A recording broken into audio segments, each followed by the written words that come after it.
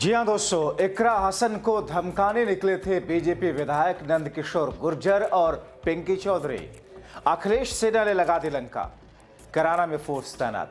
स्वागत है आप सभी का। आप देख रहे हैं द राजनीति का विशेष सेगमेंट खबर और विश्लेषण। मैं हूं जबार खान।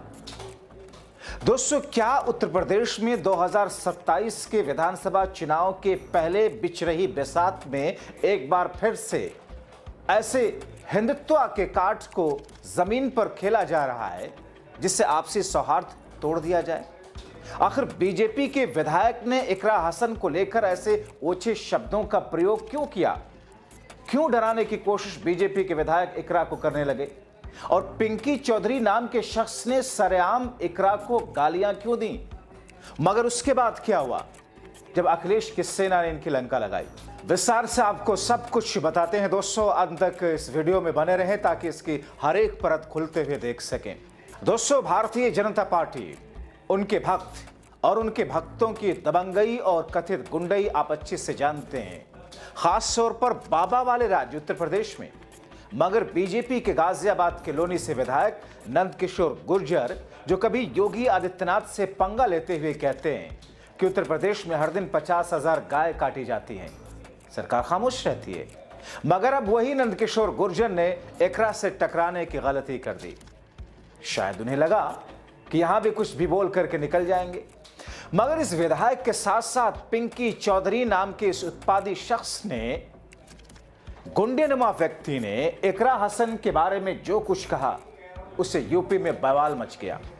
नंदकिशोर गुर्जर और इस पिंकी चौधरी को लगा था प्रदेश में हिंदू मुस्लिम करा लेंगे, उत्पात मचा लेंगे, मगर शायद उसकी यह गलतफहमी थी उनकी, क्योंकि नंदकिशोर गुर्जर और पिंकी चौधरी पर मामला उल्टा पड़ता जा रहा है।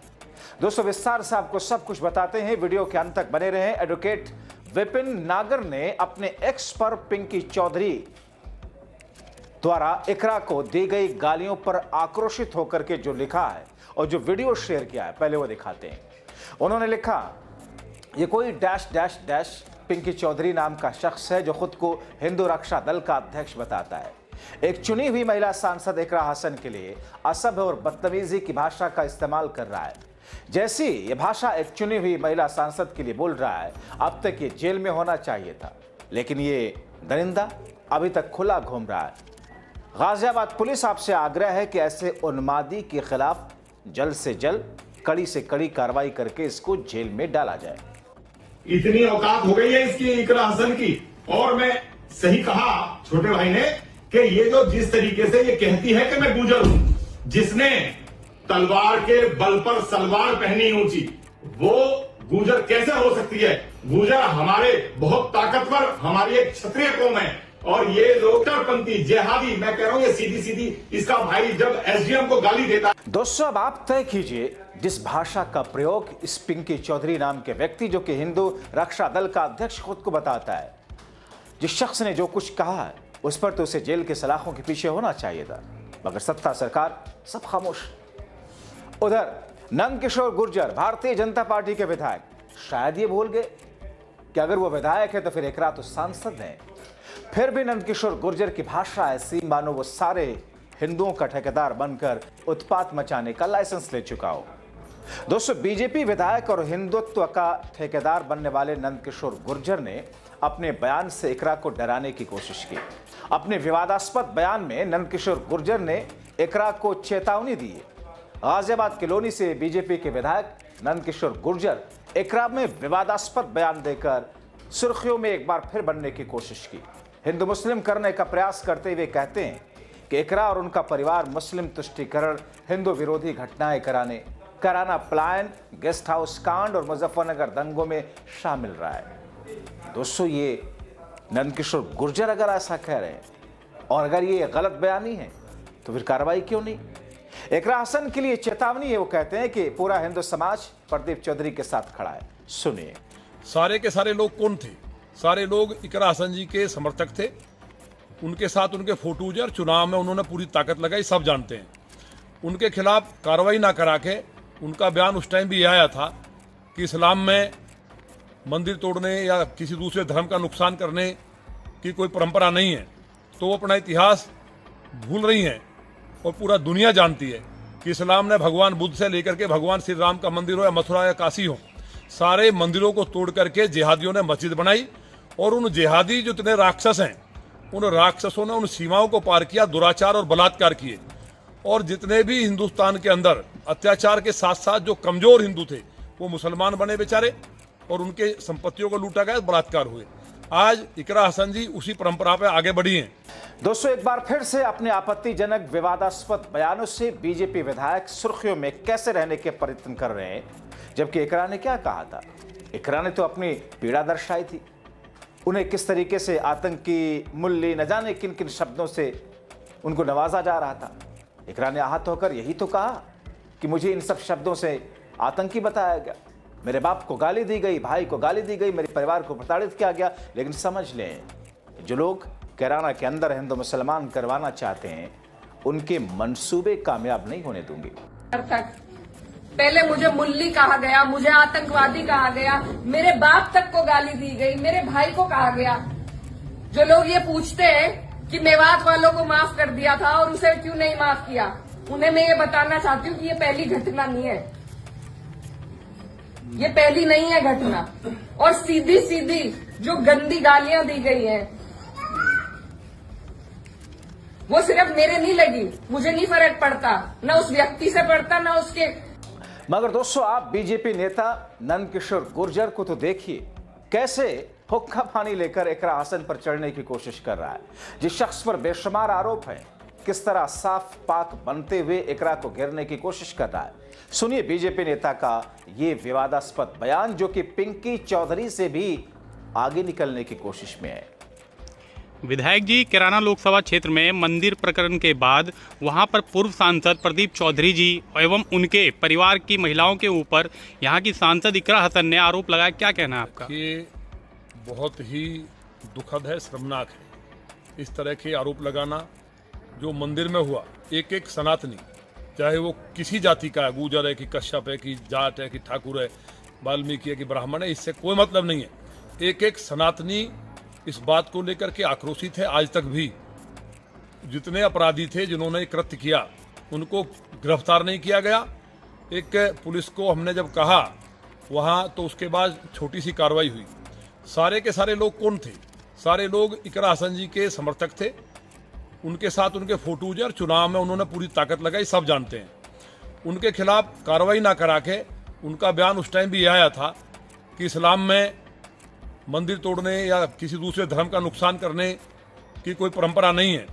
तो वो अपना इतिहास भूल रही हैं और पूरा दुनिया जानती है कि इस्लाम ने भगवान बुद्ध से लेकर के भगवान श्री राम का मंदिर हो या मथुरा या काशी हो, सारे मंदिरों को तोड़ करके जिहादियों ने मस्जिद बनाई और उन जिहादी जो इतने राक्षस हैं, उन राक्षसों ने उन सीमाओं को पार किया, दुराचार और बलात्कार किए। और जितने भी हिंदुस्तान के अंदर अत्याचार के साथ साथ जो कमजोर हिंदू थे वो मुसलमान बने बेचारे और उनके संपत्तियों को लूटा गया, बलात्कार हुए। आज इकरा हसन जी उसी परंपरा पे आगे बढ़ी हैं। जिस तरह गेस्ट हाउस कांड हुआ, उनके सब जानते हैं कि उनके परिवार ने क्या किया। उनके भाई की भूमिका मुजफ्फरनगर दंगों में क्या रही? वो दंगा केवल जाट समाज का नहीं था, पूरे सनातनियों का दंगा था। पूरे सनातनियों के ऊपर हमला था और एक आजम खां जैसा राक्षस उसको सपोर्ट कर रहा था। और इनके भाई के उस टाइम के बयान और पूरा कैराने से जो टीम ले जाकर के कत्लेआम कराया, सारे प्रदेश की जनता, देश की जनता जानती है। इसी तरह से आपने देखा होगा, अभी जो प्रकरण कैराने में हुआ था पिछले दिनों, जो लोग वहां पलायन कर रहे थे, पलायन के दोषी कौन है?